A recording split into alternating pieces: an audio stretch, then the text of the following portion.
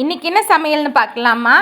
இன்றைக்கி வந்து காலையில் வந்து பீட்ரூட் கேரட் சூப். அதுதான் இன்றைக்கி வந்து அந்த பீட்ரூட் கேரட்டோட ஒரே ஒரு பெரிய வெங்காயத்தோட சின்ன சைஸ் ஒன்று எடுத்துக்கிட்டேன். ஒரு 3-4 பூண்டு பல், ஒரு குட்டி தக்காளி, இவ்வளோ தான். இதை வந்து சும்மா லைட்டாக கொஞ்சமாக பட்டர் இல்லாட்டி வாசனை இல்லாத எண்ணெய் இல்லாட்டி கொஞ்சமாக நெய் விட்டு வதக்கிட்டு அதை வந்து குக்கரில் ஒரு விசில் 2 விசில் உங்கள் குக்கர் தந்தாப்பில் அதை வேக வச்சு எடுத்துக்குங்க. வெந்ததுக்கப்புறம் அது தனியாக எடுத்து ஆற வச்சுட்டு அதுக்கப்புறம் மிக்சியில் அரைச்சிட்டு நம்ம ஏற்கனவே வேக வச்சு தண்ணி இருக்கும் அதோடு சேர்த்து அப்படியே நல்லா கொதிக்க விடுங்க. கொதிக்க விட்டதுக்கப்புறம் அதோட உப்பு ஆல்ரெடி நான் வேக வைக்கும் போதே போட்டுட்டேன்.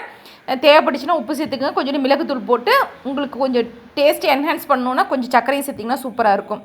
அதுக்கப்புறம் நேற்றையும் முட்டைக்கோஸ் பொரியலாம், இன்றைக்கும் முட்டைக்கோஸ் பொரியல்னா அது ஒரு மாதிரி இருக்குன்னு சொல்லிவிட்டு கொஞ்சமாக அதில் வந்து சின்ன வெங்காயம் அரிஞ்சு அதையும் வதக்கிட்டு கொஞ்சமாக ஒரு பிஞ்ச் மஞ்சத்தூளும் போட்டு இன்றைக்கி செஞ்சு கொடுத்தேன் கவினுக்கு மட்டும். எங்கள் வீட்டில் மணத்தக்காளி கீரை இருந்துச்சு, அதை வந்து பறிச்சுட்டு வந்தேன். ஆனால் நிறைய அதில் பூச்சிலாம் இருந்துச்சு. அதை க்ளீன் பண்ணுறதுக்கு அவ்வளோ நாளே ஆச்சு. அந்த மணத்தக்காளி கீரையை க்ளீன் பண்ணிவிட்டு அதுக்கப்புறம் வந்து முருங்கைக்காய் இருந்துச்சு, எங்கள் வீட்டில் காய்ச்சி முருங்கைக்காய். அந்த முருங்கைக்காய் வந்து பொரியல் பண்ணிட்டேன். முருங்கைக்காய் பொரியல் எப்படி பண்ணால் கடுகு உளுத்தம்பருப்பு தாளிச்சிட்டு முருங்கைக்காய் வேக வச்சு இதில் சேர்த்திங்கன்னா இன்னும் சூப்பராக இருக்கும். நான் டேரெக்டாகவே சேர்த்துட்டேன், ஆனால் வெந்துருச்சு.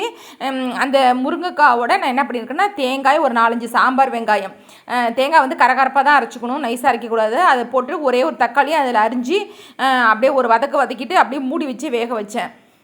இன்றைக்கி சமையல் அப்படின்னு பார்த்திங்கன்னா சாதம், மணத்தக்காளி கீரை கூட்டு, அப்புறம் கவினுக்கு செஞ்ச முட்டைக்கோஸ் மீதி இருந்துச்சு, ரசம், எலுமிச்சப்பழ சாறு விட்ட ரசம், இது முருங்கைக்காய் பொரியல், அப்புறம் ஸ்வீட் வந்து காஜு கட்லி.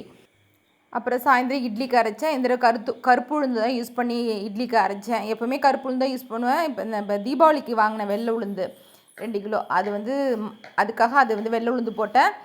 இப்போ வந்து கருப்பு உளுந்து, இது வந்து முழு உளுந்து நிறையா இருந்துச்சு, களையிறதுக்கு ரொம்ப லேட்டாச்சு, ஒரு 20 நிமிஷம் ஆச்சு களைஞ்சி எடுக்கிறதுக்கு. ஆனால் கருப்பு உளுந்து பயன்படுத்தின தோசையோ இட்லியோ சூப்பராக இருக்குங்க. கண்டிப்பாக நான் ஒரு தடவை ட்ரை பண்ணுங்கள். அரிசியும் இந்தமாரி கொஞ்சம் குறப்பாக அந்த தடவை அரைச்சேன். தயிர் வந்து நிறைய பேர் உரைய மாட்டேங்குதுன்னு சொல்கிறாங்க. நீங்கள் தயிர் வந்து புளிச்சிருக்கணும். ஹாட் பாக்ஸில் உர ஊற்றி பாருங்கள், டக்குன்னு உங்களுக்கு உறைஞ்சிடும். கொஞ்சம் வெதன்னு நீங்கள் ஹாட் பாக்ஸில் வச்சிங்க அப்படின்னா 3-4 மணி நேரத்துலேயே உறைஞ்சிடும். அது ஒரு டிப்ஸு. அதுக்கப்புறம் நைட்டு பார்த்திங்க அப்படின்னா சட்னிக்கு வந்து சாம்பார் வெங்காயம் இருக்குல்ல, சின்ன வெங்காயம், அந்த சட்னி தான். சின்ன வெங்காயம், காய்ந்த மிளகாய், 2 தக்காளி இந்த தடவை போட்டு அந்த தக்காளி அப்படியே முழுசே வதக்கிட்டு அரைச்சி சட்னி செம்ம டேஸ்ட்டாக இருந்துச்சு. கவினுக்கு தோசையை கொஞ்சம் சவாக்க வச்சுட்டேன். கருப்பின தோசை கொடுத்துட்டியான்னு கேட்டான். அப்புறம் அவனுக்கு ஒரு தோசை சட்னி, இந்த சட்னி சூப்பராக இருந்துச்சு இந்த காம்பினேஷன். அப்புறம் நான் தோசை சாப்பிட்டேன், மீதி இந்த சட்னியில் தோசை சாப்பிட்டேன். உங்களுக்கு இந்த வீடியோ பிடிச்சிருந்தா கண்டிப்பாக சப்ஸ்கிரைப் பண்ணுங்கள், லைக் பண்ணுங்கள், ஷேர் பண்ணுங்கள். தேங்க்யூ.